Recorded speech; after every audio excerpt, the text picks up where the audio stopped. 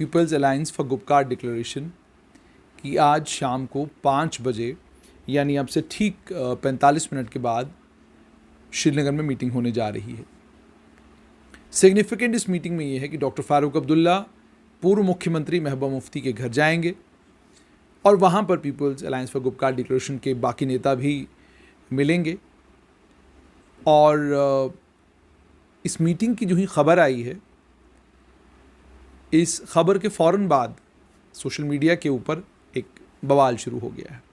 लेकिन खूबसूरत बात इस मीटिंग की ये है कि जिन लोगों ने ख़बर बनाई है उन्होंने ये लिखा है कि सोशल मीडिया के ऊपर अफवाहों का बाज़ार गर्म है और उस अफवाहों के गर्म बाज़ार के बीच में People's alliance for Gupkar declaration की श्रीनगर में मीटिंग होने जा रही है।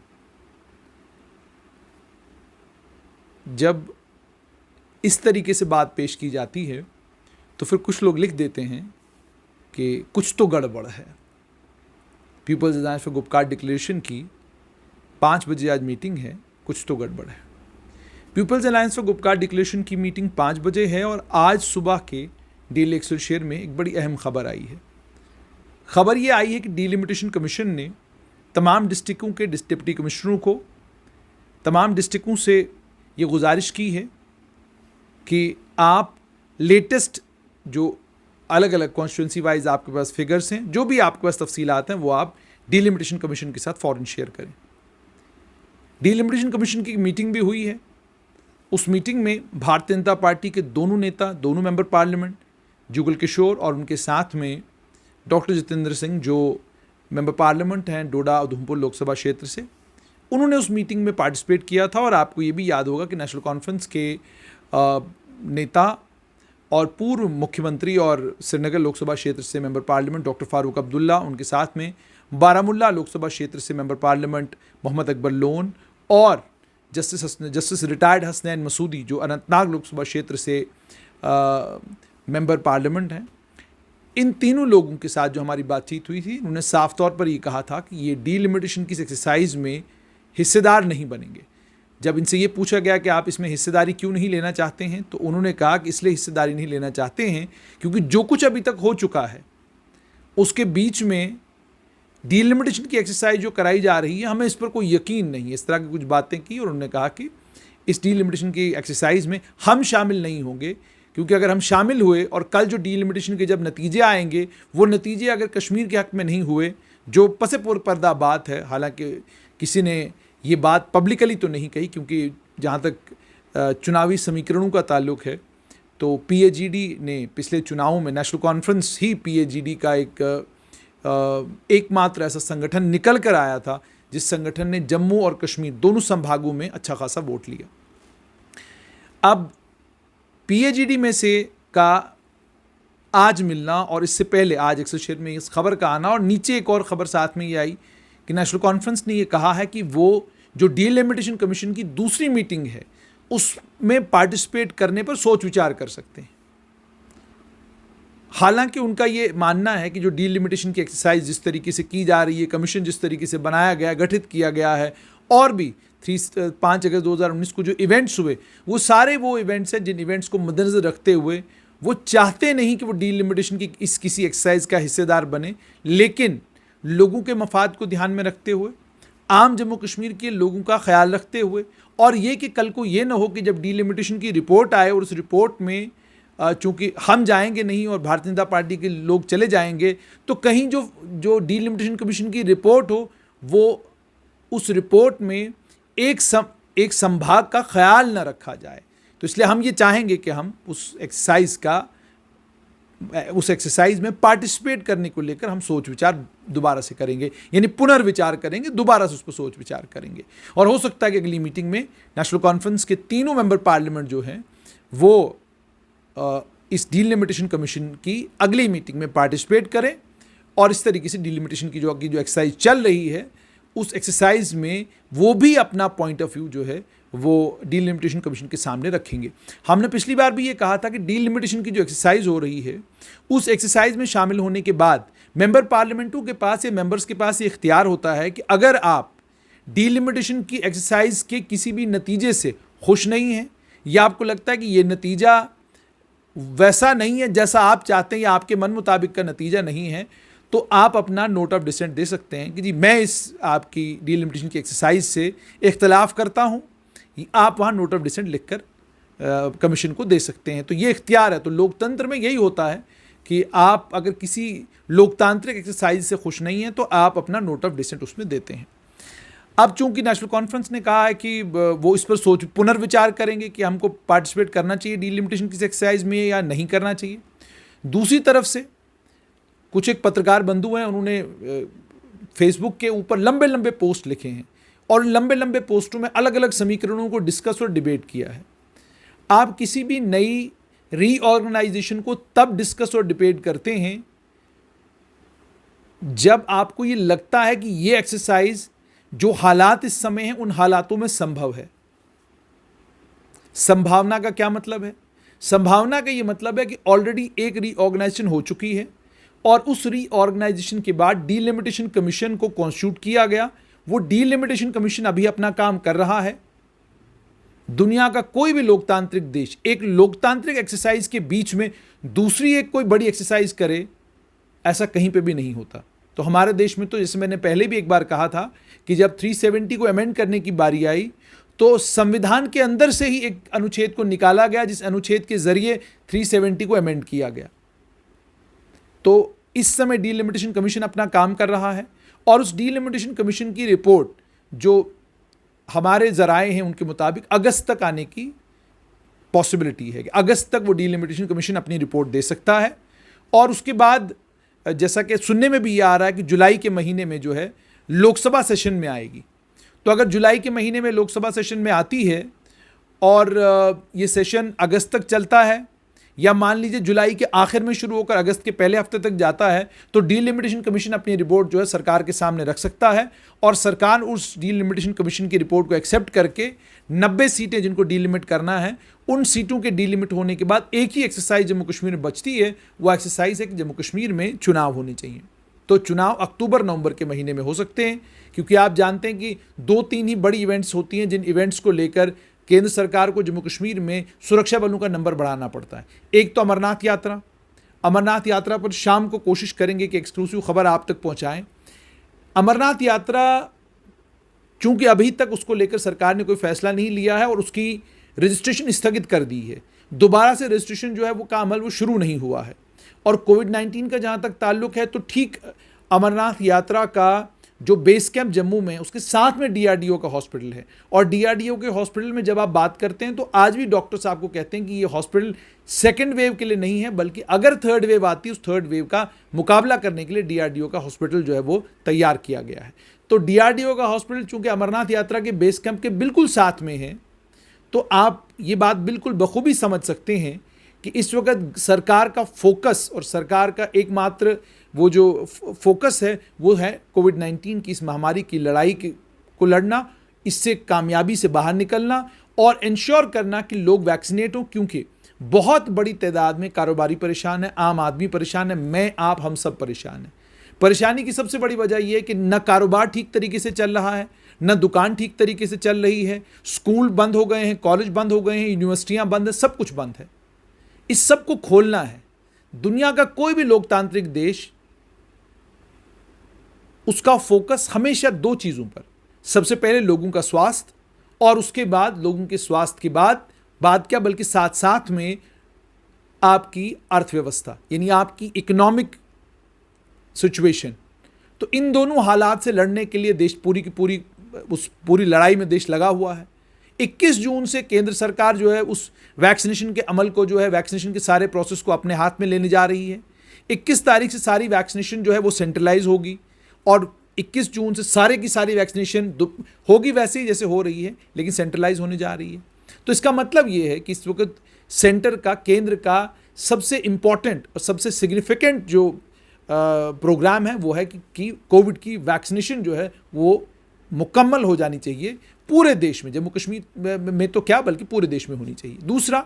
जम्मू कश्मीर को लेकर जो बड़ा फैसला लिया जाना चाहिए था वो लिया जा चुका है। 370 अमेंड हो चुका है, 35A ख़त्म हो चुका है। तीसरा कि जम्मू कश्मीर को लेकर डीलिमिटेशन कमीशन कॉन्स्टिट्यूट कर दिया गया। उस कमीशन को ये जिम्मेदारी दी गई है कि जम्मू और कश्मीर दोनों रीजन्स के बीच में कॉन्स्टिट्यूंसीज को इस तरीके से डीलिमिट करिए कि जम्मू जो सालों से ये कहता आया है कि उसके साथ ज्यादती हुई है, सियासी ज्यादती हुई, उस सियासी ज्यादती को एड्रेस करिए और एड्रेस करने के बाद इंश्योर कीजिए कि ना कश्मीर में कोई किसी किस्म का कोई शिकवा शिकायत डीलिमिटेशन को लेकर हो और ना ही जम्मू में। ये एक्सरसाइज चल रही है। उसके बाद चौथी और सबसे अहम बात वो ये है कि आज पीएजीडी क्यों मिलने जा रही है। अब वो तो पीएजीडी के नेता 5 जो है वो बताएंगे, लेकिन बड़ा सिग्निफिकेंट है कि पीएजीडी आज मिलने जा रही है। डॉक्टर फारूक अब्दुल्ला होंगे, महबूबा मुफ्ती होंगी, अवामी नेशनल कॉन्फ्रेंस के मुजफ्फर शाह साहब होंगे और उसके साथ में सीपीआईएम के मोहम्मद यूसुफ तारिगामी होंगे और उसके अलावा हो सकता है पूर्व आईएएस ऑफिसर शाह फैसल ने जो पार्टी बनाई थी, अब वो तो शायद सरकारी मुलाजमत में जल्द वापस आ जाएंगे, लेकिन वो जो उन्होंने पार्टी बनाई थी वो पार्टी भी इस People's alliance for Gupkar Declaration का हिस्सा है, लेकिन प्रवक्ता गायब है। यानी प्रवक्ता इस पार्टी इस पीएजीडी के थे सज्जाद गनी लोन। चुनाव जीतने के बाद, चुनाव के ख़त्म होने के बाद उनकी बिगड़ गई और बिगड़ने के बाद उन्होंने, और चुनाव कौन से, डीडीसी के चुनाव के ख़त्म होने के बाद उनकी बिगड़ गई और उन्होंने पीएजीडी छोड़ दिया और कहा कि जब कभी हमको महसूस होगा कि कोई ऐसी ज़रूरत है हम पीएजीडी का समर्थन करेंगे, लेकिन पीएजीडी का हम हिस्सा नहीं है। उसके बाद सज्जाद गनी लोन और सैयद अल्ताफ़ बुखारी दिल्ली में नज़र आए। हालांकि वो अपनी प्राइवेट पर्सनल विजिट पे थे, लेकिन उसको यहाँ राजनीतिक रंग दिया गया, कहा गया जी वो तो दिल्ली पहुँच गए हैं, तो दिल्ली में डिस्कस हो रहा है। टेबल के ऊपर जो है वो बड़े सारे फार्मूलाज हैं कि जनाब जम्मू को स्टेटहुड दे देनी है, कश्मीर को यूनियन टेरिटरी बना देना है, सब कुछ ये सब कुछ हो रहा है। इसको दोबारा रीऑर्गेनाइजेशन कहेंगे, second reorganisation of Jammu and Kashmir. Second reorganisation of Jammu Kashmir की जो अफवाहें उड़ाई जा रही हैं, उन अफवाहों को लेकर एक और जाहिर सी बात है वो आज People's alliance for Gupkar Declaration उस पर डिस्कशंस करेंगे, डिबेट होगी वहाँ पर। उसके बाद उनका एक बयान भी आएगा, जो कस्टमरी बयान है वो आता है,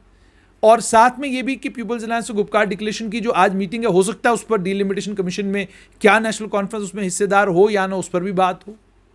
हो सकता है बात ये भी हो कि क्या अगर कल प्रपोज किया जाता है कि जम्मू कश्मीर में चुनाव होने जा रहे हैं तो क्या हमको असेंबली के चुनाव मिलकर लड़ने हैं या हमको अलग अलग होकर लड़ने हैं।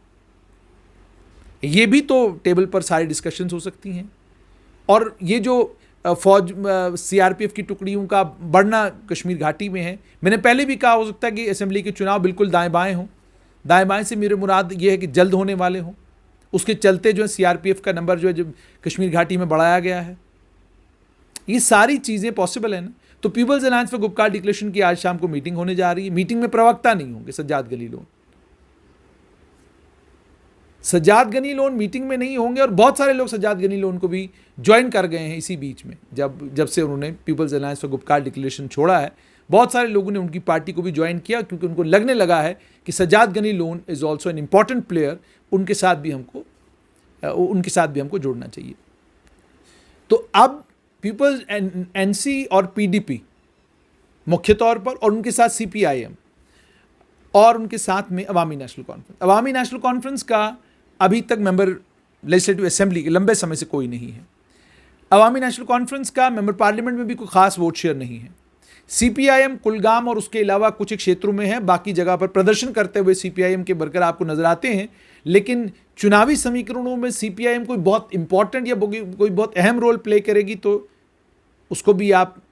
ना ही समझें, वो ज़्यादा बेहतर है। क्योंकि इस बार भी डीडीसी के चुनाव में जो बात हमने पहले कही वो साबित भी हुई कि आप कुलगाम से ही जीते और कहीं से आपने कोई ख़ास खातिर खा जीत हासिल नहीं की, कहीं आप कैंडिडेट भी अपना खड़ा नहीं कर सके, आप महदूद हैं कुलगाम तक। तो अब दो बड़ी पार्टियां, एक नेशनल कॉन्फ्रेंस और दूसरी पीडीपी। हालांकि डीडीसी के चुनाव में पीडीपी का भी कोई खास नंबर नहीं, पुलवामा में उनकी डीडीसी और बाकी किसी जगह वो कोई खास कमाल नहीं कर सके। अब नेशनल कॉन्फ्रेंस और पीडीपी को ये तय करना है कि क्या आने वाले चुनाव में हम एक साथ चुनाव लड़ेंगे या हम भिन्न भिन्न होकर लड़ेंगे, या वही होगा जो पीएजीडी में हुआ कि जब चुनाव लड़ने की बारी आई आपने अपना पीएजीडी का कैंडिडेट खड़ा किया, वहीं पीडीपी का भी खड़ा हो गया, नेशनल कॉन्फ्रेंस का भी खड़ा हो गया। तो ये आने वाले वक्त की बात है। लेकिन फिलहाल आज का जो एजेंडा, जैसे मैंने आपको कहा कि आज डीलिमिटेशन के ऊपर बात हो सकती है, आज बात हो सकती है ये जो अफवाहें उड़ रही हैं इसके ऊपर भी बात हो सकती है, क्योंकि इसलिए भी बात हो सकती है, ज़रूरी है बात करना, क्योंकि बहुत बड़ी तादाद में, अगर आप यूट्यूब के ऊपर चले जाएं, सोशल मीडिया के ऊपर चले जाएं, वो हैंडल्स जिनको पाकिस्तान से ऑपरेट किया जा रहा है या पाकिस्तान में बैठे हुए लोग ऑपरेट कर रहे हैं या भारत से बाहर अलग अलग देशों में बैठे हुए लोग ऑपरेट कर रहे हैं, उन हैंडल्स के ऊपर हंगामा है। उन हैंडल्स के ऊपर सब कुछ हो गया है, बचा कुछ नहीं है, सब कुछ हो गया है। और वो हैंडल्स ये सब कुछ क्यों कर रहे हैं, वो जाहिर सी बात है इन्वेस्टिगेशन का विषय है। इस मामले में आईजी कश्मीर को संज्ञान लेना चाहिए था, इस मामले में पुलिस को संज्ञान लेना चाहिए था, इंटेलिजेंस एजेंसीज को संज्ञान लेना चाहिए था कि डेलिबरेटली कश्मीर के अंदर और आस पड़ोस में इस तरह की अफवाहें उड़ाकर, इस तरह की बातें फैलाकर कोशिश क्या की जा रही है। अगर एक नया डिवीजन बनना है तो मैंने पहले ही कहा that is an administrative exercise. नया एडमिनिस्ट्रेटिव डिवीजन बनना कोई बड़ी बात नहीं, एक एडमिनिस्ट्रेटिव एक्सरसाइज है, वो किसी भी समय हो सकती है। उस एडमिनिस्ट्रेटिव एक्सरसाइज को इतना बड़ा रूप और इतना बड़ा रंग देना और उस समय देना जब डीलिमिटेशन की एक्सरसाइज ऑलरेडी चल रही है, ये कहां तक कोई अक्लमंदी है। और उसके बाद जिस तरह के ट्विटर के ऊपर जो ट्रेंड्स चलाए जा रहे हैं, जो ट्विटर के ऊपर जो मैसेजिंग की जा रही है, फ़ोन बंद हो रहे हैं, ये हो रहा है, वो हो रहा है, बहुत कुछ आ रहा है ट्विटर के ऊपर। तो ये काम सिक्योरिटी एजेंसीज का है, इसका संज्ञान लेना और देखना कि आखिरकार ये सब कुछ क्यों किया जा रहा है। दूसरा इंपॉर्टेंट कि आज क्या होगा, शाम को मैंने आपको बता दिया पीएजीडी की मीटिंग होगी और इस मीटिंग में डीलिमिटेशन कमीशन को लेकर हो सकता है बातचीत हो और डीलिमिटेशन के साथ में आने वाले चुनावों पर भी बातचीत हो सकती है और साथ में जो अफवाहें उड़ रही हैं इन पर भी पीएजीडी एक यूनानिमस स्टैंड ले सकता है या कोई बात जो है वो पब्लिक के बीच में रख सकता है। मगर सवाल ये है, जब वो राजनीतिक दल जो संविधान से वाकिफ़ हैं, जो जानते हैं क्या संभव है क्या संभव नहीं है, जो जानते हैं कि अगर कोई भी रीऑर्गेनाइजेशन की एक्सरसाइज करनी है, वो एक्सरसाइज तब तक संभव नहीं है जब तक लोकसभा राज्यसभा सेशन में न हो, वो एक्सरसाइज तब तक संभव नहीं है जब तक उसका बिल न तैयार किया जाए, और वो एक्सरसाइज डीलिमिटेशन के बीच में क्यों नहीं हो, क्यों कैसे होगी। वो एक्सरसाइज उस समय कहाँ होगी जब भारत सरकार बार बार ये कह चुकी है और इसको रिट्रेट कर चुकी है कि मामला एक ही अब निपटने वाला है, वो है पीओके का, पाकिस्तान ऑक्यूपाइड कश्मीर का, कि उस ऑक्यूपाइड पार्ट को हमने जम्मू कश्मीर का हिस्सा बनाना है, उसके लिए कोशिशें की जा सकती हैं। तो वो तो बार बार केंद्र सरकार कह रही है, तभी तो सीटें भी रिजर्व करके रखी गई हैं 30। तो वो सीट्स को रिजर्व करना साफ तौर पर यह दर्शाता है कि जम्मू कश्मीर को लेकर एक बड़ा फैसला लिया गया है। एडमिनिस्ट्रेटिवली कुछ फैसले जम्मू कश्मीर को लेकर अगर लेने होंगे तो उसके लिए जम्मू कश्मीर की एडमिनिस्ट्रेशन सक्षम है, उसमें केंद्र सरकार का कोई रोल नहीं रहता। और तीसरी और अहम बात वो ये कि सभी राजनीतिक दल जो हैं आने वाले समय में डीलिमिटेशन की एक्सरसाइज के मुकम्मल होने के बाद चुनाव की तैयारी अपने अपने लेवल पर कर रहे हैं। इसमें किसी को कोई संकोच नहीं होना चाहिए, सब अपने अपने जगह पर तैयारी कर रहे हैं और सब जाहिर सी बात है अपने जो वर्कर्स हैं उन तक ये मैसेज पहुंचा रहे होंगे कि भाई आने वाले समय में कभी भी चुनाव जो है वो अनाउंस हो सकते हैं और हमको चुनाव में जाना पड़ सकता है, उसके लिए आप तैयारी करिए। पर एक बात तो पक्की है कि जम्मू कश्मीर के चुनाव ये इंटरेस्टिंग भी होगा देखने वाले समय में, आने वाले समय में, कि अगर यूनियन टेरिटरी में ही चुनाव होते हैं तो नेशनल कॉन्फ्रेंस की क़यादत, नेशनल कॉन्फ्रेंस का लीडर कौन होगा। क्योंकि उमर अब्दुल्ला तो ऑलरेडी कह चुके कि भाई जब तक हम यूनियन टेरिटरी हैं मैं तब तक चुनाव में हिस्सा नहीं लूँगा। तो इसका मतलब जब तक हम दोबारा राज्य का दर्जा हमको नहीं मिलता तब तक वो चुनाव में हिस्सा नहीं लेंगे। तो उमर अब्दुल्ला तो ना तो चुनाव लड़ेंगे ना चुनावी जनसभाओं में जाएंगे। तो नेशनल कॉन्फ्रेंस की लीडरशिप किसके हाथ में दी जाएगी, कौन नेशनल कॉन्फ्रेंस का लीडर होगा और बाकी अन्य दल क्या करेंगे, और क्या पीएजीडी मिलकर चुनाव लड़ेगा या हिस्से बखरे होकर जैसे लड़ रहे थे, लड़ते आए हैं वैसे ही लड़ते रहेंगे। ये सब कुछ जो है वो टेबल पर है और इसके बीच में हमने भी भारतीय जनता पार्टी के कुछ इंपॉर्टेंट लोगों से, नेशनल कॉन्फ्रेंस के कुछ इंपॉर्टेंट लोगों से बातचीत की, वो भी आपको स्ट्रेट लाइन पर देखने को मिलेगी। और उस बातचीत से बहुत सारे आपके कन्फ्यूजन और बहुत सारी चीज़ें जो आपके दिमाग में आ रही हैं, चल रही हैं, और जो बहुत सारे फार्मूले अलग अलग पत्रकार भी घुमा घुमा के चला रहे हैं, आई एम श्योर कि वो आपके क्लियर हों।